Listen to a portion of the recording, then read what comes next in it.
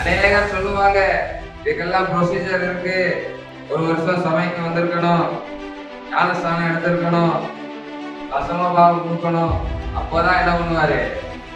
பரிசுத்த ஆவியானவர நிரப்புவார். அப்படிலாம் கிடையாது. நம்முடைய பரிசுத்த ஆவியானவருக்கு என்ன கிடையாது? வரையறை கிடையாது. நீங்க இப்ப கேட்டா கூட உங்களை நிரப்ப அவர் உண்மையுள்ளவராய் இருக்கிறார். அல்லேலூயா. அதுக்கு நீங்க ஞானஸ்தானம் எடுத்திருக்கணும்னு அவசியம் இல்லை. நீங்க உங்க நகையை கலட்டணும்னு அவசியம் இல்லை. உங்க பூ எடுக்கணும், பொட்டு எடுக்கணும்னு என்ன கிடையாது? அவசியம் இல்லை. யாரெல்லாம் அவரை விசுவாசிக்கிறார்களோ வாஞ்சிக்கணும்.